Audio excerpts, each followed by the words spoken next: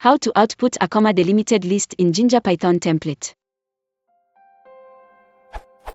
If I have a list of users, say Sam, Bob, Joe, I want to do something where I can output in my Jinja template file. I want to make the output template be. I tried the above code to check if it was on the last iteration of the loop, and if not, then don't insert a comma, but it does not work. How do I do this?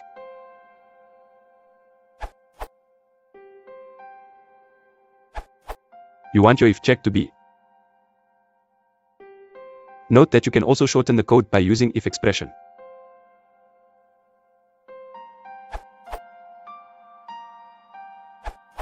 You could also use the built-in join filter like this.